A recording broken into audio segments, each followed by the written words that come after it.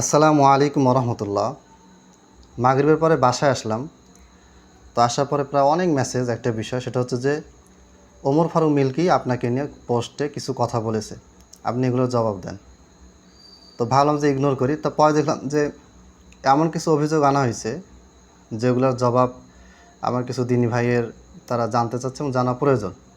কারণ বিষয়টা কী হয়েছে না হয়েছে তারা কিছু জানে না, আর আমিও কখনো ওগুলো বলি নাই, বলার মতো কোনো বিষয় ছিল না। তো এজন্য পরে ভাবলাম যে আমি একটা জবাব দেই, সেটা ভিডিও আকারে দিই, কারণ লেখার তো সময় নেই। আমি খাতা কাটবো, আমার কাল পরশু আমাদের রেজাল্ট হবে মাদ্রাসায়, আর শয়তান পাঠাই দিল একজনকে ফিতনা করার জন্য। ওমর ফারুক মিল্কিকে আমি কখনো ওইভাবে চিনি নাই, পার্সোনালি দেখা হয়নি। উনি মাঝে মধ্যে মেসেজ দিত, আমাকে বিভিন্ন বই ব্যাপারে সাজেস্ট করতো।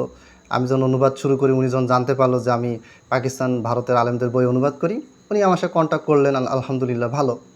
এবং ওনার কিছু কিছু বইয়ের পিডিএফও উনি আমাকে দিতেন। আমিও নিজেকে ওনাকে বলতাম যে ভাই এই বইটা অনুবাদ করো, পিডিএফ পাঠান, পিডিএফ দিত। আপনাদের সাথে আমার মেসেঞ্জারে যেভাবে কথা হয় তার সাথেও ওইভাবে কথা হয়েছে। সে যে আলাদা কোনো স্পেশাল ব্যক্তি বা আমি যে তাকে আলাদা কখনো কিছু মনে করছি তা না। গেল এরপরে প্রায় উল্টাপাল্টা কথাবার্তা বলে। একদিন আমি এই ডক্টর আহমদ আবদুল্লাহ সাকিব, আমাদের ডক্টর আসাদুল্লাহ গালিবের ছেলে, তো আহমদ আবদুল্লাহ সাকিব ভাইকে উনি দেখতে পারে না, কারণ উনি ডক্টর গালিবকে দেখতে পারে না। আচ্ছা, ভালো কথা, একজন মানুষকে অপছন্দ করতে পারে। তো 2017 বা 18 সালে অনেক সময় কথাবার্তা হয়েছে, পাগলের মতো উল্টাপাল্টা কথাবার্তা বলে। আমাকে বলছে আহমদ আবদুল্লাহ সাকিব কী নিয়ে পাকিস্তানে থিসিস করতেছে। তাই বললাম যে হুজ্জিয়াতে হাদিসের প্রামাণিকতা নিয়ে উনি তা থিসিস করতেছেন। তখন মিল্কি বলল কি যে ঘোড়ার আন্ডা নিয়ে থিসিস করতেছে, এটা কোনো টপিক হইল? কেন রে, এটা আবার টপিক হবে না কেন? হুজ্জিয়াতে হাদিসের অনেক বই আছে, ঠিক আছে, কিন্তু বাংলাদেশে কোনো আলেম, কোনো সালাফি আলেম আজ পর্যন্ত হুজ্জিয়াতে হাদিসের কিতাব লিখেছে? লেখেনি তো। আর সাকিব ভাইয়ের থিসিস ছিল, মাস্টার্সের থিসিস ছিল ইমাম দারাকুতিন আল ইলাল, এই বইটার 90টা হাদিসের তাহকিক, উনি 600 পৃষ্ঠার থিসিস লিখেছেন। এবং পিএইচডিতেও তিনি অনেক চমৎকারভাবে থিসিসটা লিখেছেন। একটা মানুষ একটা তাহকিকই কাজ করতেছে, ওটা হয়ে গেল ঘোড়ার ডিম। ওই দিন আমি তাকে কিছু কড়া কথা বলছি। কড়া কথা বলার পর তারপর থেকে সে আমার সাথে যোগাযোগ করে না। তার কিছুদিন পরে সে ফারহানকে নিয়ে একটা পোস্ট দিছে। ফারহান খান আমার ছোটো ভাই, আপনাদেরও ছোটো ভাই, সে দীর্ঘদিন ধরে অনলাইনে কাজ করে যাচ্ছে। ফারহান মহাপণ্ডিত হয়ে গেছে, হ্যান হয়ে গেছে, ত্যান হয়েছে, একবার উল্টাপাল্টা কথা বলে পোস্ট দিছে। তখন আমি তাকে বললাম যে আপনার কি মাথায় সমস্যা আছে? ফারহান তো আমার কথা শুনে, আপনি আমাকে বলেন তার কী কী প্রবলেম, আমি তাকে নিজ দায়িত্বে বড় ভাই হিসেবে আমি তাকে বুঝাবো। এই আরও কয়েকটা ঝাড়ি মারছি, এরপর সে আমাকে আনফিন ভাই চলে গেছে 17-18 সালের কথা, গেল নাই। কিন্তু আমার সাথে কন্ট্যাক্টে না রাখলে আমার বইগুলি সবচেয়ে প্রচার প্রসার করে। এবং তার সত্যান্বেষী.com-এ আমার যে লেখাগুলো, এই লেখাগুলো আমি 2022 বা 23 সালেও দেখছি। ও লেখাগুলো না, আরেক কাহিনী, সে জুবাই আলী যে লেখাগুলো দেয়, সিংহের ছবি অ্যাড করে লেখা পাঠায়। আমি ওনাকে বলছি আপনি সিংহের ছবি কেন দিচ্ছেন? এভাবে আলেমের বই যেভাবে আছে আপনি সুন্দর একটা পিকচার বানান, কিন্তু সিংহের ছবি, বাঘের ছবি এগুলো কেন? হয়তো জুবাই আলী যে সিংহের মতন গর্জন দেয়, সুতরাং সিংহের ছবি থাকবে। আজব কাহিনী। আমি তাকে নিষেধ করে সে শুনে না, মেন্টাল উল্টাপাল্টা এরকম অনেক আছে, আমি ওইদিকে যাচ্ছি না। তো রিসেন্টলি আজকে যা পোস্ট দিচ্ছে সেটাতে অনেক কথা বলছে। আমি কী লিখছে, আজ আপনাদের আরেকটা ঘটনা শোনাই, এক দুঃখ ভারী দাস্তান। কি দুঃখ? মানুষের নামে মিথ্যাচার করা এটা দুঃখজনক কাজই। আপনি যে মিথ্যাচার করছেন এটা দুঃখজনক। আচ্ছা, জুবাইর যে ফতোয়া ইলমিয়া নিয়ে প্রথমে ভূমিকা দিছে, তারপর লিখছে যে এমন সময় মাকতাবাতুস সুন্নাহর কর্ণধার মোশাররফ ভাই আমাকে ফোন করলেন, বললেন মিল্কি ভাই, আমরা তো এতদিন আকিদা ও মানহাজ নিয়ে অনেক কাজ করেছি, এখন একটু আহলুল হাদিসের ফিক নিয়ে কাজ করতে চাই, যেমন শাহেখ আলবানী প্রমুখ করেছেন। ঠিক আছে, কোনো অসুবিধা নেই, আমি জানি না এ ধরনের কথাবার্তা হয়েছে কিনা, আমি জানি না। আমি তখনই তাকে শাহেখ জুবাইরের ফতোয়া সংকলনের কথা বললাম এবং বুঝালাম এই সংকলন অত্যন্ত মূল্যবান। যা হোক, উনি যা বলছে ঠিকই বলছে। আচ্ছা, এরপরে কে অনুবাদ করবে? এটার জবাবে মিল্কি ভাই লিখছে, আমি প্রস্তাব দিলাম অনুবাদের জন্য নীলফামারী ছদ্মনাম ভাইকে যুক্ত করুন। ছদ্মনাম কেন দিতে হবে? আমাকে চেনে না মানুষ? জুবাইর যে ফতোয়া ইলমিয়া বই কে অনুবাদ করছে এটা জানে না মানুষ? আপনি ছদ্মনাম কেন দেবেন? ভদ্র সাজতেছেন আপনি। ছদ্মনাম দিয়ে আমার মান সম্মান বাঁচানোর চেষ্টা করতেছেন না, সৈয়দপুরের নাম দিলে তাকে আমার গালিগালাজ করবে, ছদ্মনাম দেই। আচ্ছা, কোথায় ছদ্মনাম দিতে হচ্ছে এই গাধা এটাও বোঝে না। তিনি দক্ষ অনুবাদক, মাশাআল্লাহ, আমার প্রশংসা করছে, অভিজ্ঞও বটে, এবং শাহেখ জুবাইর একনিষ্ঠ ভক্ত। আমি শাহেখ জুবাইরের একনিষ্ঠ ভক্ত না, আমি কোনো আলেমের ভক্ত না। এই যে এজিদের ব্যাপারে শাহেখ জুবাইর যে টোটালি বিপরীত আমি, কিফায়াতুল্লাহ সানাব আলী বই অনুবাদ করছি, এখানে তো জুবাইর রেজার বিরুদ্ধে মানে জুবাইর রেজা যে হাদিসগুলোকে সহি বলেছেন সানাব আলী জয়ী প্রমাণ করেছেন, আমি পরে দেখি যে আসলে সনগুলো জয়ী। ভুল হতে পারে, তাহলে আমি একনিষ্ঠ ভক্ত হলাম কীভাবে? আমি একনিষ্ঠ ভক্ত কোনো আলেমের না। হ্যাঁ, আমি আলেমদের ছাত্র নিজেদেরকে মনে করি, তাদের কাছ থেকে সহিটা নেওয়ার চেষ্টা করি। আর যদি উনি মনে করেন ভক্ত বলতে আমি জুবাইর আলী জায়ের নিজেকে রুহানি ছাত্র মনে করি, তার কিতাব পড়ে জ্ঞান অর্জন করেছি, বা আমি তার শুভাকাঙ্ক্ষী কল্যাণকামী, এটা যদি বোঝায় তাহলে ঠিক আছে। এরপর তবে আমি নিজে তার সাথে কিছু কারণে কথা বলি না। আরে বাবা, তুমি কেন কথা বলবা না? আমি তো তোমাকে ঝাড়ি মারার পথে কথা বলা বন্ধ করছো। আমি তার সাথে কিছু কারণে কথা বলি না। কী কারণে কথা বলো না এটা আপনি বলে দেন মিল্কি ভাই, আপনি উল্লেখ করে দেন কী কারণে আপনি কথা বলেন না। আর আপনি যে আমাকে ঝাড়ি খাইছিলেন বেশ কয়েকবার, কী কারণে খাইছেন ওটা উল্লেখ করে দেন। আপনি যে আহমদ সাকিব ভাইয়ের যে থিসিসটা নিয়ে উল্টাপাল্টা কথা বললেন, তারপরে পাকিস্তানে ইফতেশাম ইলাহি জহিরের ওখানে ছবি তুলতে গিয়ে নাকি একটা ঘটনা ঘটছে, আপনি সাকিব ভাইয়ের নামে মিথ্যা কথা আমাকে বললেন। পরে আমি তদন্ত করে দিই ঘটনা অন্য। আচ্ছা, ওদিকে না যাই। আচ্ছা, তবে আমি নিজে তার সাথে কিছু কারণে কথা বলি না, তাই পুরো বিষয়টা আপনাকেই সামলাতে হবে। তা আপনাকেই সামলাতে হবে আজকে আবার আপনি পোস্ট দিলেন কেন? মাক্তাবা সুন্নাহ উনি পোস্ট দিলে ভালো কথা, আপনাকে সামলাতে হবে। মাক্তাবা সুন্নাহর প্রকাশক উনি সামলাবে সব কিছু, তা আপনি আজকে আবার পোস্ট দিলেন কী জন্যে? আপনি কেন এখন কথা বলতেছেন, কী কারণ? আর সম্পাদনার জন্য আবদুল্লাহ মাহমুদ ভাই আছেন, তিনি উর্দু জানে, সময় না পেলে আমি নিজেও দেখে দেবো ইনশাআল্লাহ। ঠিক আছে। মিল্কি ভাই উর্দু ভালো জানে, আরবি পারে না। সৌদি আরবে থাকছে, কি গাধা ব্রেন নিয়ে পড়াশোনা করছে আল্লাহ জানে। সৌদি আরবে এতদিন থাকছে, সে আরবি পারে না, আরবি পড়তেও পারে না। একটা যে জোসা আরবি পড়তে পারে না, যেটা যে জোদ আছে ওটাও ঠিক মতন পরে অর্থ করতে পারে না। বড়লোকের ছেলে 2013-14 সালে ডিএসএলআর ক্যামেরা দিয়ে ভিডিও বানায়। সৌদি আরবে পড়াশোনা করছে, তার বাবা সৌদি আরবের দেহরক্ষী না কী যেন চাকরি করে, ভালো মাশাল্লাহ। এ আরবি পারে না। সৌদি আরবে পড়ে সে আরবি পারে না। ছোটোবেলাতে সৌদি আরবে ছিল, সে আরবি পারে না।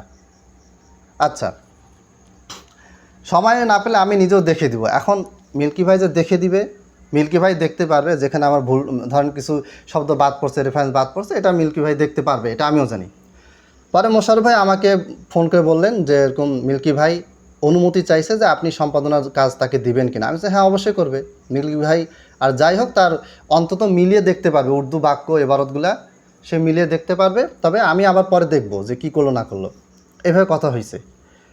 এখন মোশাররফ ভাই অনুবাদ শুরুর আগে আমাকে বলছেন, মোশাররফ ভাই সব কথা ক্লিয়ার করে বলছে আমাকে, আমিও ক্লিয়ারই কথা বলছি। আমাকে বলছেন যে আপনি জুবাইর আলী জায়ের তাহকিকি অংশটা বাদ দিবেন। এটা আমি অনুবাদ শুরু করছি, আকিদা অংশটা অনুবাদ শেষ করব, ওই সময় উনি বলেন যে জুবাইর আলী জায়ের 3টা খণ্ডে যে তাহকিক অংশগুলো আছে এগুলো বাদ দিতে হবে, এগুলো পাবলিক বুঝবে না। ঠিক আছে, একটা একজন প্রকাশক বিভিন্ন চিন্তাভাবনা করে কাজ করে। তাই আমি বললাম যে না, এটা আমি মানবো না, পুরো তাহকিক অংশটা আমাকে অনুবাদ করব। আপনি ছাপান বা নাসান পরের কথা, কিন্তু আমি এটা অনুবাদ করব, এবং এটা আমি আলাদা করে পিডিএফ ছাড়বো, বা মূল বইয়ের সাথে পুরো খণ্ডটা ছাড়বো।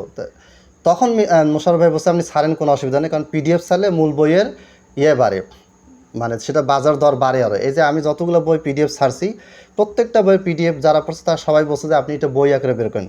জুবাইর আলী জায়ের বইগুলো যেগুলো ছাড়ছি, এরা পাঠকরা বলছে যে আপনি এটাকে কী করেন, বই আকারে বের করেন। পিডিএফ পড়ছে বইয়ের জন্য তারা চাচ্ছে, তার মানে পিডিএফ ছাড়াতে আরও প্রচার হচ্ছে এবং এটাতে প্রকাশের লাভ বেশি। এবং আপনারা জানেন যে ইসলামের তাকলিদের বিধান, এই বইটা হাদিস ফাউন্ডেশন বের করছে, সেখানে তারা 30 পৃষ্ঠা বাদ দিয়ে দিছে, 30-35 পৃষ্ঠা বাদ দিয়ে দিছে। পরে আমি পুরো পিডিএফটাই ছাড়ছি। তা আমি আমার প্রত্যেকটা বই পিডিএফ ছাড়ি, প্রকাশিত হলেও ছাড়ি, প্রকাশিত না হলেও ছাড়ি। এটা মোশাররফ ভাই জানেন না, না জানলে তো আমাকে জিজ্ঞেস করা লাগতো। এটা মিল্কি জানে না, না জানলে তো আমাকে জিজ্ঞেস করা লাগতো। আমি ফেসবুকে এটাও বলছি যে কোনো প্রকাশনে আমি বই দিই না কেন, আমি যেই বইটা ফেসবুকে আমার আইডি থেকে ছাড়বো এটা চূড়ান্ত ফাইনাল হিসেবে গণ্য হবে। যত বড় পণ্ডিতকে দিয়ে আপনি সম্পাদনা করেন না কেন, আমি যেটা আমার আইডি থেকে ছাড়বো এটা চূড়ান্ত ফাইনাল। কাজেই এগুলো তো ক্লিয়ারলি বলা আছে, আমার ফেসবুকে একাধিক পোস্ট আছে। আর আমি সব বই ফ্রিজ করে দিচ্ছি, আমি যেই জিনিসটা ফ্রি করে দিছি সেই জিনিসটা আরেকজন ব্যবসাগুলো করবে, কিন্তু আরেকজন ব্যবসা করবে দেখে আমি চুপ করে বসে থাকবো, বইটা অনুবাদ করে আমি বসে থাকবো, আমি ছাড়বো না। কেন ছাড়বো না? আমি যে মারা যাই আজকে, কেউ এটা ছাড়বে? এই জন্য আমি কোনো কাজ হলে সাথে সাথে ছেড়ে দিই, যে আমার মৃত্যুর আগেই যেন আমার করা কাজটা জনগণের কাছে পৌঁছায়, সেটা 5 জনের কাছে যাক আর 10 জনের কাছে যাক। আচ্ছা, আরেকটা বিষয় আমি মোশাররফ ভাইকে বুঝালাম, যেহেতু শাইখের জীবনকালে বইটি খণ্ডে খণ্ডে ছাপা হয়েছিল, ফলে একই বিষয় 3 খণ্ডে ছড়িয়ে আছে। এখন যেহেতু আর নতুন ফতোয়া আসবে না, তাই পুনর্গঠন করলে বইটি আরও উপযোগী হবে। যেমন সব ইমান ও আকিদা সম্পর্কিত ফতোয়া 1ম খণ্ডে, সালাত জাকাত সম্পর্কিতগুলো 2য় খণ্ডে, এভাবে সাজালে সুবিধা হবে। মানে প্রথম খণ্ডের আকিদা, দ্বিতীয় খণ্ডের আকিদা, তৃতীয় খণ্ডের আকিদা সব মিলে একটা খণ্ড, প্রথম খণ্ডের সালাত, দ্বিতীয় খণ্ডের সালাত, তৃতীয় খণ্ডের সালাত সব মিলে একটা খণ্ড। এইটা উনি নাকি মোশাররফ ভাইকে বলেছেন। উনি বলেছেন কিনা আমি জানি না, কিন্তু মোশাররফ ভাই আমাকে বলছে যে আপনি প্রথম খণ্ডটা অনুবাদ করে দেন। এবং মোশাররফ ভাইকে আমি প্রথম খণ্ডের শেষের 100 পৃষ্ঠা বাদে, মানে 650 পৃষ্ঠা, তার ভিতরে 550 পৃষ্ঠা প্রথম খণ্ডে আমি ধারাবাহিকভাবে দিছি, এবং এগুলোর জন্য তিনি আমাকে টাকাও দিয়েছেন। এবং টাকা যে দিয়েছেন, কয় টাকা দিছে, কোথায় কয়টা ধরছে আমি কিচ্ছু জানি না, আমি কোনো টাকার কথা বলিও নাই, উনি আমাকে টাকাটা দিয়েছেন। এবং জুবালিজা রহমাউল্লাহর যে সালাতের ছোটো বইটা, এই বইটা বের হওয়ার পরে উনি আমাকে টাকা দিয়েছেন, 6,000 টাকা দিয়েছেন। তারপরে আরেকবার উনি আমাকে খুশি হয়ে একবার ঈদ উপলক্ষে 3,000 টাকা দিয়েছিলেন। ঠিক আছে, দিয়েছেন, আলহামদুলিল্লাহ, আমি ওর জন্য দোয়া করি। এখন প্রথম খণ্ডটা পুরোটাই অনুবাদ হয়ে যাচ্ছে, এই সময় একদিন মোশাররফ ভাই আমাকে বললেন যে আপনি প্রথম খণ্ডের বাকি অংশ না দিয়ে প্রথম খণ্ডের আকিদা অংশ দিয়েছেন, এবার আপনি দ্বিতীয় খণ্ডের আকিদা দেন আর তৃতীয় খণ্ডের আকিদা দেন। পরে আমি দ্বিতীয় খণ্ডের আকিদা দিলাম আর তৃতীয় খণ্ডের আকিদাটা দেওয়া হয়নি। তাহলে, এবং আমি আমার পোস্টে কমেন্টও দিছি যে মোশাররফ ভাই আমাকে মেসেজে বলছেন যে প্রথম খণ্ড কি অনুবাদ শেষ হয়েছে কিনা। তো যদি আমার সাথে মোশাররফ ভাইয়ের এরকম কথা হয়ে থাকে, তাহলে তিনি কেন আমাকে প্রথম খণ্ডটা অনুবাদ করতে বললেন বা শেষ করতে বললেন বা শেষ হয়েছে কিনা জিজ্ঞেস করলেন? আমার সাথে তো মোশাররফ ভাইয়ের এই কথা হয় নাই যে প্রথম খণ্ডের আকিদা, দ্বিতীয় খণ্ডের আকিদা, তৃতীয় খণ্ডের আকিদা এটা একটা ফাইলে করে আমি দিব, প্রথম খণ্ডের সালাদ, দ্বিতীয় খণ্ডের সালাদ, তৃতীয় খণ্ডের সালাদ এটা এক করে একটা ফাইল দেবো। এটা তো আমাকে উনি বলে নাই, বা বললেও উনি, আমি অত খেয়াল করি নাই। কিন্তু আমি খেয়াল করি নাই, ভালো কথা, ধরে নিলাম যে আমি খেয়াল করি নাই, কিন্তু আমি তো প্রথম খণ্ডের আকিদা অংশ পাঠাইলাম, সালাত অংশ পাঠাইছি, তাহারত অজুর অংশ পাঠাইছি, জাকাতের অংশ পাঠাইছি। উনি তো সবগুলো ফাইল নিল এবং আমাকে টাকাও দিয়েছেন। তাহলে এই কথাটা কেন এটা আসলো যে মোশাররফ ভাই আমাকে বলছে বা মিল্কি বলছে মোশাররফ ভাইকে যে প্রথম খণ্ড আকিদা আর দ্বিতীয় খণ্ড আকিদা, তৃতীয় খণ্ড আকিদা এইভাবে বের হওয়ার কথা, কিন্তু সৈয়দপুরি নিজের ইচ্ছা মতো প্রথম খণ্ড অনুবাদ করে বসে আছে? এ কথা কেন আসবে? আচ্ছা, এরপর দেখেন মোশাররফ ভাই রাজি হলেন নীলফামারীকে অনুবাদের দায়িত্ব। নীলফামারী তো একটা জেলার নাম, নীলফামারীকে কেউ অনুবাদ দায়িত্ব দেয় নাকি? একটা জেলাকে দায়িত্ব দেয় নাকি? গাধার মতন বাংলা কথাও তো লিখতে পারে না বেটা। নীলফামারীকে অনুবাদের দায়িত্ব দিলেন, অগ্রিম টাকাও দিলেন। অগ্রিম টাকা উনি আমাকে দেয়নি। আমি কাজ জমা দিছি, উনি টাকা দিচ্ছে, আমি কাজ জমা দিচ্ছি, উনি টাকা দিচ্ছে, যেটুকু কাজ দিচ্ছে সেটা টাকা দিচ্ছে, এটা অগ্রিম টাকা হলো কীভাবে? আচ্ছা ঠিক আছে, মেনে নিলাম। টাকা যদি মোশাররফ ফেরত চায় আমি টাকা দিয়ে দেবো, যেভাবেই হোক আমি টাকা ফেরত দিয়ে দেবো। এটা আমি ওনাকে মেসেজও বলছি, কোনো উত্তর দেয়নি, আজকেও ভিডিওতে বললাম। এবং এই টাকাটা আমি প্রকাশ্যে ফেসবুকে সবাইকে দেখাই দিব, যেন পরবর্তী গ্যাঞ্জাম না হয়। আর উনি যে টাকাটা ফেরত নেবে এই কথাটা যেন প্রকাশ্যে ফেসবুকে আসে বলে যে টাকা আমি যা দিচ্ছি তা আমাকে ফেরত দিতে হবে, যদিও তার সাথে আমার কোনো চুক্তি হয়নি, কথা হয়নি। আচ্ছা, ঘটনাটা সম্ভবত 2021, 22, 23 বা 22 বা 23, মানে মিল্কি ভাই সন্দেহ হচ্ছে কবেকার ঘটনা, উনি জানে না। ঘটনায় সেদিনকার আগের, উনি জানে না যে ঘটনাটা কোন সালে ঘটছে। 21 সালে তো এই বই অনুবাদই করি নাই, 22 সালের এপ্রিলের দিকে এটা অনুবাদ শুরু করেছিলাম। তাও আমি কাজ যেহেতু দেখাচ্ছিল। আচ্ছা, ওটা পরে আসতেছি। মাঝে মাঝে আমি কাজের অগ্রগতি জানতে চাইতাম, কখনো ইতিবাচক কখনো নেতিবাচক উত্তর পেতাম। নেতিবাচক কী উত্তর পেয়েছেন আপনি? নেতিবাচক উত্তর যে পাইছেন আপনি আমার সাথে কন্ট্যাক্ট করছেন যে মোশাররফ ভাই এইভাবে বলল, বিষয়টা কি? আপনি আমার সাথে কন্ট্যাক্ট করেন না। আমি তো আপনাকে একদিন ফোন দিলাম যে কী অবস্থা, আপনি দেখতেছেন কিনা বা কী অবস্থা, ফাইলে কোনো প্রবলেম পেলেন কিনা। এরপরে ওই তাহকিক অংশটা উনি ছাপাতে চাচ্ছেন, আপনি ওনাকে একটু বলেন উনি যেন ছাপায়। আপনার সাথে এভাবে কথা হয়েছে, আপনি বলেন যে হ্যাঁ ঠিক আছে আমি কথা বলবো। তারপরে আপনি পরের দিন আমি ফোন দিলাম, ধরলেন না। এরপরে 1 সপ্তাহ পরে আপনার হোয়াটসঅ্যাপে 2বার মেসেজ দিচ্ছি, আপনি ধরেন নাই, উত্তর দেন নাই। এই মোট 3বারই আপনাকে নক দিছি। একবার নক দিছি, কথা হয়েছে, দ্বিতীয়বার নক দিছি, ফোন ধরেন নাই, তৃতীয়বার মেসেজ দিচ্ছি, আপনি উত্তর দেন নাই। আর আপনি কি লিখছেন যে আমাকে কল দিতে দিতে আমাকে বিরক্ত করে ফেলছে। তোর মতন গাধাকে আমি কল দিব? তুই কে রে? তুই কে? তোর মতন গাধাকে আমি কেন কল দিব? তোকে আমি পাত্তা দেই? তোকে আমি গুনি? তোকে আমি গুনবো কী জন্য? তোর ভিতরে কী আছে? তোর কোন যোগ্যতাটা আছে যে তোকে আমি গণনা করব, তোকে আমি গুনবো? ফাজলামি করিস? আবার মোবাইলের চ্যালেঞ্জ দিছে, আমাকে বলছে আপনি বাইতুল মোকাররমে আসেন। বাইতুল মোকাররম ঘর আন্ডা করতে যাব? আমি এখানে আছি, তোরা আয়, লাইভে আয়। বাইতুল মোকাররমে কেমন যাবো? আমি ঢাকা যাই না, আমি ঢাকায় খুতবা দিতে যাই না, আমি মিরপুরে যাই নাই, বংশালে যাই নাই। তখন তুই কোথায় ছিলি? ফাজলামি করিস? আমি এখন প্রতিষ্ঠানতে ছুটি নিয়ে তোর সাথে আড্ডা মারতে যাব বাইতুল মোকাররমে? বেয়াদব কোথাকার। এরপর দেখেন মোশাররফ ভাই বিরক্ত হয়ে বললেন, ভাই আমাকে কেমন কেমন কেমন মানুষের হাতে ফেললেন, ঠিক মতো কাজ করে না, কোনো খোঁজখবর দেয় না, অজুহাতে শেষ নেই। মোশাররফ ভাই আমাকে কেন বলেন নাই? আমি মোশাররফ ভাইকে বলছি 4টা কথা বলছি। প্রথমে 1 নাম্বার, টাকা পয়সার ব্যাপারে কোনো কথা হবে না। আপনি মন চাইলে দিবেন, না দিবেন নাই, কিন্তু টাকা পয়সা বিনিময়ে আমি বই লিখি না, সবাই এটা জানে। 2 নাম্বার, প্রত্যেকটা বইয়ের পিডিএফ যে কোনো অংশ, গোটা বই পিডিএফ যে কোনো অংশ আমি আমার প্রোফাইলে আইডিতে ছেড়ে থাকি, এটাও আমি ছাড়তে পারি চাইলে, এখানে কোনো রেস্ট্রিকশন দেওয়া যাবে না। 3 নাম্বার, এখানে সময়ের কোনো নির্ধারণ থাকবে না। আমি আমার মতো করে কাজ করব, আমি আগের মতন ব্যস্ততা, এখন অনেক ব্যস্ত, ধীরে ধীরে কাজ করতে থাকবো। সেটা কবে 2 বছর লাগবে, 3 বছর লাগবে, 5 বছর লাগবে আমি জানি না, কিন্তু চেষ্টা করবো দ্রুত দেওয়ার। 4 নাম্বার, যে আপনি যেটুকু ছাপাবেন এটুকু অন্য কোনো প্রকাশনীকে আমি কখনো ছাপানোর অনুমতি দেবো না, এটা আপনার থাকবে, আপনি ছাপাবেন, কিন্তু পিডিএফ আমি ছাড়বো বা নাও ছাড়তে হবে আমার ইচ্ছা। এই 4টা কথাই প্রথম দিন ওনার সাথে আমার হয়েছে, উনি সব করাতে সম্মতি দিয়েছেন।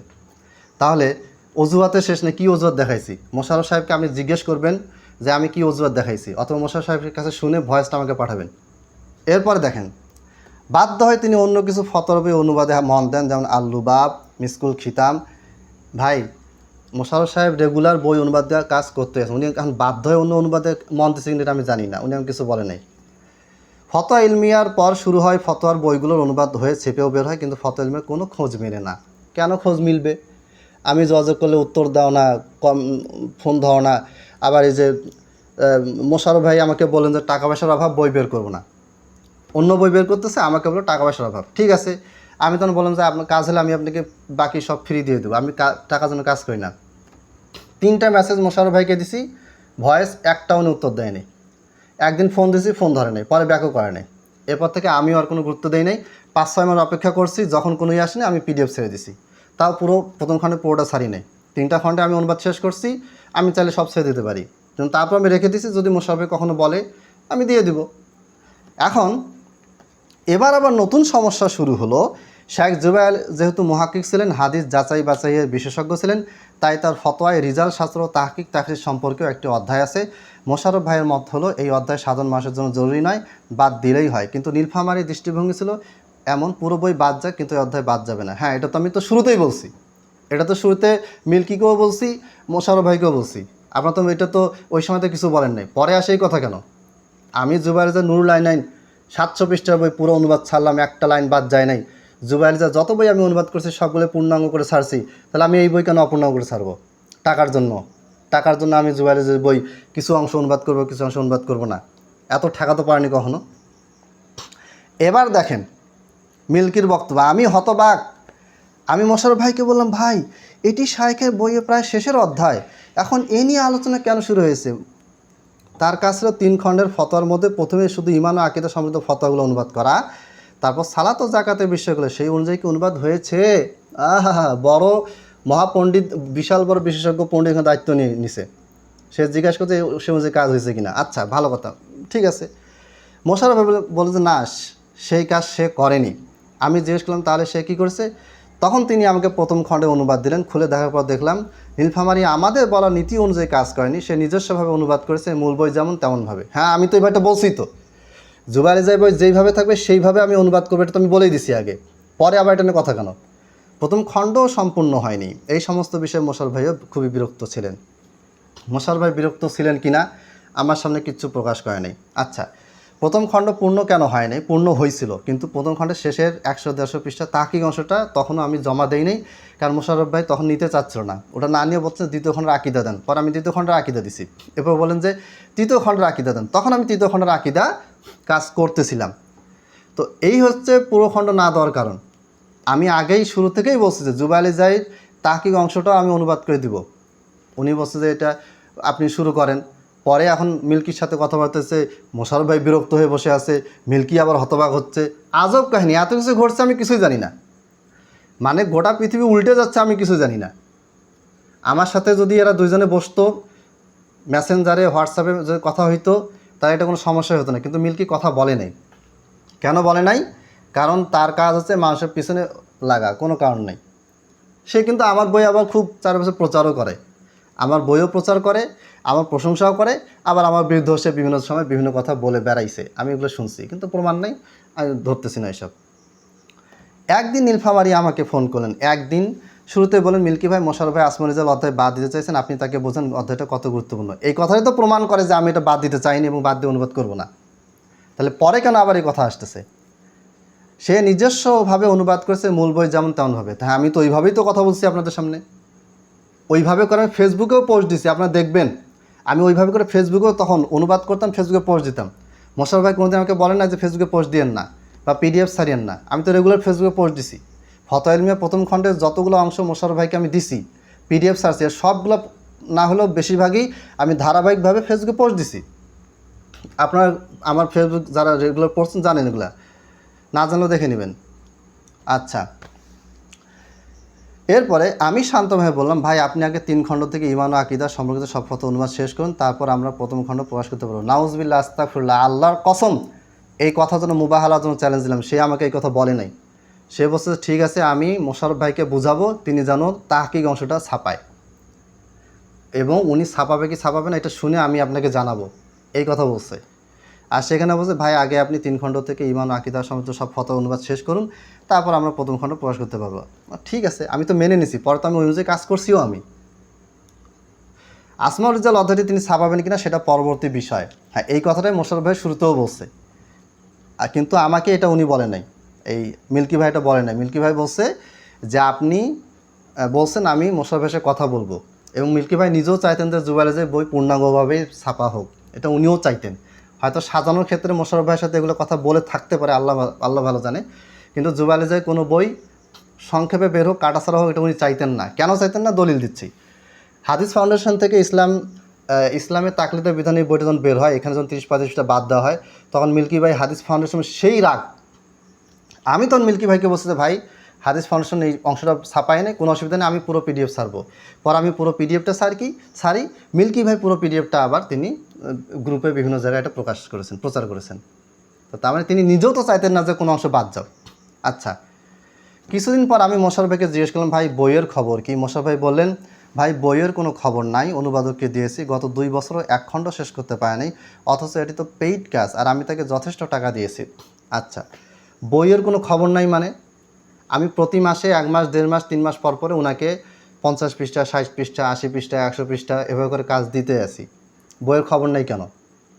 আর আমি স্পষ্টভাবে বলেছি যে বইয়ের ছাপানোর ব্যাপারে কী করবেন করেন, কিন্তু আমি বইয়ের কাজে জমা দেবো, এটা 1 বছর লাগতে পারে, 3 বছর লাগতে পারে, 5 বছর লাগতে পারে, এখনও 4 বছর হয়নি, 5 বছর তো পরে। 3 খণ্ড কিন্তু আমার অনুবাদ শেষ। অনুবাদককে দিয়েছি, গত 2 বছরে 1 খণ্ড শেষ করতে পারে নাই। 1 খণ্ড তো আমার শেষ হয়েছিলই, উনি তো শেষের অংশটা তো উনি নেন নাই। উনি বলছে এটা আপনি রাখেন, আপনি আমাকে 2য় খণ্ডের আকীদা পাঠান, 3য় খণ্ডের আকীদা পাঠান। তখন তো আমি 2য় খণ্ডের আকীদাটা ওনাকে দিলাম, আর 3য় খণ্ডের আকীদা দিব বলছিলাম, ওই সময় উনি আমার সাথে কথা বলা যোগাযোগ বন্ধ করে দিলেন। অথচ এটা তো পেইড কাজ, এটা পেইড কাজ নাকি পেইড কাজ না এটা আমাকে বলে লাভ নেই, আমার সাথে কোনো কথা হয়নি, এরকম কোনো কথা হয় নাই। স্বেচ্ছা উনি যা দিয়েছেন, এখন যদি উনি টাকা ফেরত চান আমি ফেরত দিতে রাজি আছি, এটা নিয়ে এত কথা বলার কোনো প্রয়োজন নেই। আমি তাকে যথেষ্ট টাকা চাই, হ্যাঁ যথেষ্ট টাকা দিয়েছেন, আলহামদুলিল্লাহ, আমি এটা সবসময় স্বীকার করছি, এখনও স্বীকার করতেছি যে আপনি আমাকে টাকা পয়সা দিয়েছেন, আপনার টাকা পয়সা আমার উপকার হয়েছে, আমি নিজেও আপনার সামনে কৃতজ্ঞতা প্রকাশ করছি, এখনও করতেছি, এটা তো সত্যি কথা। এক পর্যায়ে মোশাররফ ভাই আরও বললেন, দেখুন ভাই, প্রথমত আমি উর্দু জানি না, তাই এই বইয়ের উপর আমার কোনো নিয়ন্ত্রণ নেই, তারপর আপনার অনুবাদক ঠিকমতো কাজও করেন না, কথাও শোনে না। মোশাররফ ভাইকে আমি জিজ্ঞেস করতেছি, আপনার সাথে আমার কখনো কি কোনো কথা কাটারি দ্বন্দ্ব হয়েছিল? আমি আপনার কথা শুনি না, কোন কথাটা শুনি নাই বলেন আপনি? আপনি আমাকে বলেছেন দ্রুত কাজ দেন, আমি বলছি হ্যাঁ ভাই আমি দ্রুত চেষ্টা করবো, আগামী মাসে দেওয়ার চেষ্টা করবো। আগামী মাসে যখন দিতে পারিনি, বলছে ভাই পরের মাসে দেবো। এখন কেন পারি নাই? ফজর নামাজ পড়ে আমি ঘুমাই, 8টার সময় মাদ্রাসায় যাই, 2টার সময় মাদ্রাসা থেকে আসি, আসার পরে আমি আবার বিকালবেলা কয়েকজনকে প্রাইভেট বাসায় কোচিং পড়াই, মাগরিবের পরে আমি আবার কোচিং করাই, এসার পরে আমি আবার অনলাইনে 2টা প্রাইভেট পড়াই। এই যে রাত 12টার পরে আমি মদিনা বিশ্ববিদ্যালয়ের 3জন ছাত্র, তারা উসুলে হাদিস পড়ে, এদেরকে আমি পড়াবো, রাত 12টা থেকে 1টা-1:30টা বাজবে। বাকি টাইমটা আমি আবার ফেসবুকে মেসেঞ্জারে উত্তর দিই, শুয়ে উত্তর দিই, রাতেরবেলা তত কাজ করে এনার্জি থাকে না। আমি কাজ করব কখন? আমাকে তো জীবিকার তাগিদে তো বিভিন্ন কাজ করা লাগতেছে, চাকরি করা লাগতেছে, অনুবাদ কখন করবো? ফ্রি অনুবাদ টাকা দিচ্ছে কিন্তু সেটা পরে কথা, আমি তো ফ্রি অনুবাদ করি, এখনও করি। এই কাজগুলো আমি কখন করব? আমার তো একটা জীবন আছে, আমার তো বেঁচে থাকার একটা অবলম্বন থাকতে হবে। আচ্ছা, অনুবাদ ঠিকমতো কাজও করে না, কথাও শোনে না। আমি জানতে চাই মিল্কির কাছে যে মোশাররফ সাহেবের কোন কথাটা আমি শুনি নাই, এটা আপনি স্পষ্টভাবে ওনার কাছে শুনে জানাবেন। একই বিষয় নিয়ে আমার বাকি 2টি বইও ছাপা হয়ে গেছে, সেগুলো প্রকাশ করতে আমার অনেক খরচ হয়েছে। আমার তো এই বই নিয়ে আর তেমন আগ্রহ নেই। হ্যাঁ, এই বই নিয়ে মোশাররফ সাহেবের আগ্রহ শেষ হয়ে গিয়েছিল, কারণ বইটাতে দেরি হচ্ছে। এখন মোশাররফ ভাই যখন বললেন যে আমার টাকা পয়সা না, আমি এটা ছাপাবো না, তখন মোশাররফ ভাইকে আমি 2টা ভয়েস দিছি। ভয়েস অথবা ডাইরেক্ট কথা হচ্ছে মনে নাই, সম্ভবত গত বছরের জানুয়ারি ফেব্রুয়ারি বা 23শে ডিসেম্বরের দিকে আমি ওনাকে বললাম যে আপনি আমার কাছে টাকা ফেরত নেন, অথবা পুরো বইটা আমি আপনাকে অনুবাদ করে দিয়ে দেবো, আপনার যখন মন চায় আপনি ছাপাবেন। এই দুইটার কোনো একটা, এই দুইটার কথা 2টা ভয়েসে দিছি, ভয়েসে দিয়েছিলাম মেসেঞ্জারে। উনি আমার কোনো উত্তর দেন নাই, উনি আমার কোনো রিপ্লাই দেন নাই। আমি আর কিছু বুঝতেও পারি না যে উনি কী চাচ্ছে। উনি আর 5-6 মাসে কোনো যোগাযোগ করেন। 2024-এর জানুয়ারি ফেব্রুয়ারি দিয়ে কথা হয়েছে, বা ডিসেম্বরে 23শে ডিসেম্বরেতে কথা হয়েছে। আমি আর কোনো রিপ্লাই পাই নাই। আমি এরপরে 24 সালের ডিসেম্বর শেষের দিকে আমি বইটা পিডিএফ ছেড়ে দিছি। মাঝখানে আমাকে কেউ কিছু বলে নাই, কোনো কন্ট্যাক্ট করে নাই। আমি কন্ট্যাক্ট করেছি, কেউ উত্তর দেয় না। আচ্ছা, এতদিনে 60-70 হাজার টাকা খরচ হয়ে গেছে, আমি আপনাকে মালিক করে দিলাম, দেখুন অন্য কোনো প্রকাশনে ছাপাতে পারেন কিনা। ও অনুবাদ করব আমি, মাকতবা সুন্নাহ, উনি টাকা খরচ করবে, আর মালিক হবে মিল্কি। কেন মিল্কি, কেন মালিক হবে, কী কারণে? এখন ওনাদের ভিতরে কী কথা হয়েছে আমি জানি না। আমি সান্ত্বনা দিলাম, ভাই মন খারাপ করবেন না, সব ঠিক হয়ে যাবে ইনশাআল্লাহ। আচ্ছা, এর কিছু পর মিল্কি আমাকে বারবার ফোন করতে লাগলেন। মিথ্যা কথা, আমার সাথে মিল্কির সাথে প্রথমেই কথা হয়েছে। বিরক্ত হয়ে ধরলাম না। হ্যাঁ, এটা সত্য যে আমি আরেকবার হোয়াটসঅ্যাপে মেসেজ দিছি, যখন মোশাররফ ভাই তিনি কোনো উত্তর দেননি। তখন আমি বললাম যে মিল্কি ভাইকে, যে মোশাররফ ভাই উত্তর দিচ্ছেন, এই ব্যাপারটা কি আপনি ওনার সাথে কথা বলেন, আমাকে জানান। কোনো উত্তর নাই, সে আমাকে কোনো উত্তর দেয় না। কিন্তু অল্পদিনের মধ্যে চমকে উঠলাম, তিনি নাকি ফতোয়া ইলমিয়ার প্রথম খণ্ডে অনুবাদ ফেসবুকে ছেড়ে দিয়েছেন। তিনি নাকি ফতোয়া ইলমিয়ার, আমি কখন পোস্টে কী সারি না সারি সবার আগে এই মিল্কিরাই খবর রাখে। আর এ বলছে তিনি নাকি ফতোয়া ইলমিয়ার প্রথম খণ্ডের অনুবাদে পিডিএফ ফেসবুকে ছেড়ে দিয়েছেন। আমি তৎক্ষণাৎ মোশাররফ ভাইকে ফোনে বললাম, ভাই আপনি কি নীলফামারীকে অনুমতি দিয়েছেন পিডিএফ ছাড়ার? শুনে তিনি অবাক, না তো, ও এমন কাজ কীভাবে করলো? এটা তো আমাদের পেইড কাজ ছিল, আমি পুরো টাকা দিয়েছি, কে তাকে অনুমতি দিল? কেউ অনুমতি দেয়নি, কারণ অনুমতির অপেক্ষাও আমি করিনি। আমি এভাবেই ফেসবুকে ফ্রি কাজ করি, এটা আপনারা জানেন, আপনাদেরকে বলাও হয়েছে। আচ্ছা, এখন আপনাদের ভিতরে কী কথা হচ্ছে আমি জানি। চিন্তা করেন, আমরা 3জনে একটা কাজ করতেছি, আমি একটা কাজ করতেছি, মোশাররফ ভাই এটাকে তদারকি করতেছেন, আর উৎসাহ ব্যঞ্জক কথাবার্তা উৎসাহ দেওয়ার জন্য আরেকজন আছে। কিন্তু আমাদের ভিতরে কোনো মিটিং হচ্ছে না, কনফারেন্স হচ্ছে না, অথচ আমি দুজনের সাথেই বসার জন্য দুজনকে ফোন দিচ্ছি, কথা বলছি, কেউ আমার সাথে যোগাযোগ করেনি। আপনারা বলেন এটা কোন ধরনের আচরণ? আমি স্তব্ধ। মিল্কি লিখছে, আমি স্তব্ধ, কী বলবো বুঝতে পারতেছি না। মোশাররফ ভাই বলেন, আমরা চাইলে নিজেরা পিডিএফ দিই, সেটা আমাদের অধিকার, কিন্তু অনুবাদের কোনো অধিকার নেই। এটা তো খোলাখুলি খেয়ানত। এটা খেয়ানত কিনা এটা আল্লাহ ফয়সালা করবে ভাই। আপনার খেয়ানত বলেন, কোনো অসুবিধা নেই। আচ্ছা, আর যদি বলেন খেয়াল, ঠিক আছে, আমি টাকা দিয়ে দেবো আপনাকে, কিন্তু মোশাররফ ভাইকে প্রকাশ্যে ফেসবুকে কমেন্টে বা পোস্টে বলবেন যে আমি এত টাকা দিয়েছি, সত্যি আপনি আমাকে আমার টাকা ফেরত দেন। আমি ইনশাল্লাহ প্রকাশ্যেই টাকা ফেরত দিব। আপনাকে আমি বিকাশে টাকা পাঠালে স্ক্রিনশটও ফেসবুকে দিয়ে দিব, এবং আমি কীভাবে টাকা ফেরত দিব সেটাও আমি বলে দেবো। আমার যে বাইক আছে, এটা আমি বিক্রি করে টাকা দিয়ে দেবো, কোনো অসুবিধা নেই। আমি মানুষের কাছে ধার নিয়ে ফেরত দিয়ে দিব, কোনো অসুবিধা নেই। কিন্তু এগুলো মিথ্যাচার দয়া করে করবেন না। আমার বুঝে আসে না নীলফামারী কেন এমন করলো। নীলফামারী তো জেলার নাম রে ভাই, বাংলাটাও ঠিক মতন লেখেন। সেই 2014-15 সালের ঘটনা, এমন অনেক দিন গিয়েছে যখন আমি নীলফামারীকে শাহিদ জুবাইরের বই দিয়েছি, আর সেই একদিনের মধ্যে বইটি অনুবাদ করে ফেরত দিয়েছেন, তা আবার কোনো পারিশ্রমিক ছাড়া, শুধু দিনের জন্য শাইখের ভালোবাসায়। সে একদিনে 10-20 এমনকি 50-60 পৃষ্ঠা অনুবাদ করেছে। আমি জানি না তার কী হয়েছে, আল্লাহ জানেন। আপনি তো জানবেন না রে ভাই, আপনি তো লাখপতি কোটিপতির ছেলে, আপনার বিশাল বাড়ি, ঢাকায় বাসায় থাকেন আপনি, আপনার বাপের টাকায় আপনি চলছেন, আপনার তো টাকা পয়সার অভাব নেই, আপনার ইনকামের অভাব নেই। আপনি কেমন করে আমাদের মতন গরিবদের সমস্যা বুঝবেন? আমাদের যে 10 টাকা ইনকামের জন্য যে কত ঘন্টা শ্রম দিতে হয়, এটা তো আপনি বুঝবেন না। জানি না তার কী হয়েছে, কিছুই হয় না। আমি সাংসারিক কাজে, প্রতিষ্ঠানের কাজে ব্যস্ত হয়ে গেছি, তাই লেখালেখিও পিছিয়ে গেছে। এখানে আপনার এত কিছু জানার কী আছে? আজ যখন দেখি সেই মানুষ ফতোয়া ইলমিয়ার অনুবাদ পিডিএফ থেকে ছাপিয়ে বই আজ দেখি, যখন দেখি মানুষ সেই ফতোয়া ইলমিয়ার অনুবাদ পিডিএফ থেকে ছাপিয়ে বই বানাচ্ছে, খুশি হই, আবার বুকের ভিতর কষ্টও লাগে। হ্যাঁ, এই যে নাজমুস সাকিব, ইমন, আরও বেশ কিছু ভাই, তারা আমার একাধিক বই তারা পিডিএফগুলো ছাপায় বিক্রি করে। এদের সবার বিক্রির খবর আমার কাছে আছে, কিন্তু এরা কেউ আমার কাছে অনুমতি চায়নি, বলে নেই, এবং আমি কোনোদিন এটা কিছু বলিও নাই। ছাপান, এটা অনুমতি আছে আমার, আপনারা ছাপান। হ্যাঁ, ভবিষ্যতে যদি আমি দেই, রেস্ট্রিকশন দেই, কপিরাইট দেই, যে আমার ছেলেরা বড় হচ্ছে, তারা এটা চালাবে, তখনকার হিসাব আলাদা। কিন্তু এখন পর্যন্ত এটা সম্পূর্ণ ফ্রি, আপনারা এটা ছাপান। মানে আমার সাথে কাজ করতে হলে ফ্রি মাইন্ডে আসতে হবে। টাকা পয়সা খরচ করবেন, কোনো কিছু বিনিময় পাওয়ার আশায় নাই, অথবা ফ্রি কাজ করতে হবে। এটা এই ধরনের মেন্টালিটি যদি আপনার না থাকে আমার সাথে আপনি টিকতে পারবেন না। তো সেটা ওই মাক্তব হাসানের প্রকাশনী হোক আর মিল্কি হোক আর যেই হোক, এবং সেটাই হয়েছে এখানে। আবার বুকের ভিতর কষ্ট লাগে, কষ্টটা কিসের জন্য ভাই?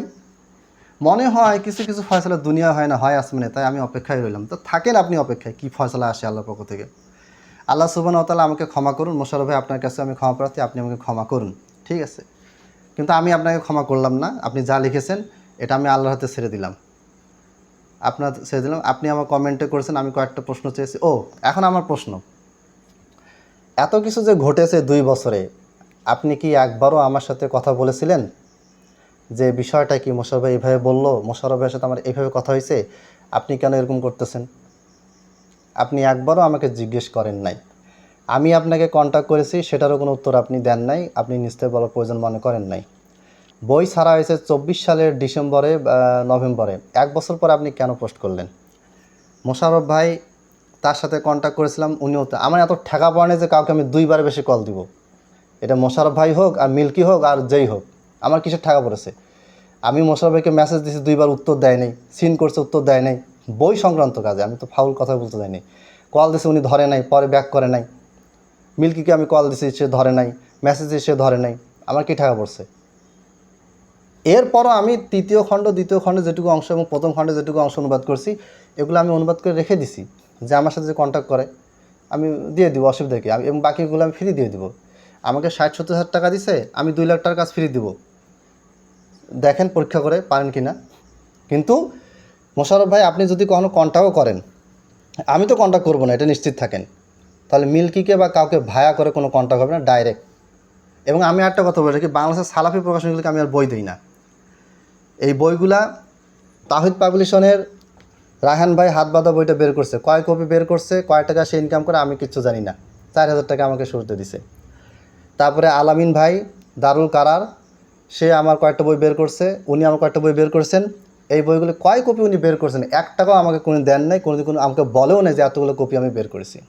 আমার কোনো অভিযোগ নাই, আমি তো কারোর বিরুদ্ধে কোনো অভিযোগ করছি না। আমি যে প্রকাশনীগুলো দুর্নীতি নিয়ে কথা বলি, তো অধিকাংশ প্রকাশনী মুখোশ উন্মোচন হবে। আমি চিনি না প্রকাশনীগুলোকে, এই প্রকাশনীরা আমার সাথে যোগাযোগ করে না বিভিন্ন সময়, কীভাবে কাজ করে তারা, কীভাবে কীগুলো আমি বুঝি না, কিন্তু আমি এগুলো বলি না, বলার প্রয়োজন মনে করি না।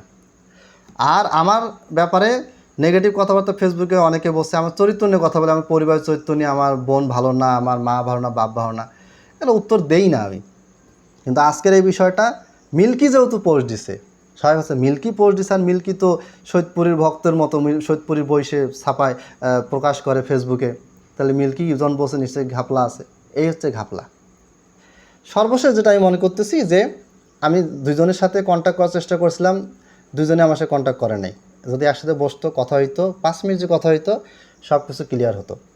এখন আমি আমার অনুবাদ, আমার কেন দেরি হচ্ছে, আমার অনুবাদ লেখালেখি দেরি হওয়ার ওই কারণটা ওটাই যে আমি সময় পাচ্ছি না, এবং আমার দায়িত্ব বাড়তেছে। আমি আল কলম ইউনিভার্সাল মাদ্রাসার আরবি বিভাগের প্রধান, এখানে আমার অনেক দায়িত্ব আছে, অনেক কাজ আছে, যার কারণে আমার সময় হয় না। আমার 2টা বাচ্চা খুবই চঞ্চল, এই যে এরা একটু আগে ঘুমাইছে, এখন আমি বসছি। অতএব আল্লাহ তালা আমাদের সবাই ক্ষমা করুন। তো মিল্কিকে আমি কোনো ক্ষমা করলাম না, আল্লাহ তালা এটার ফয়সালা করবে।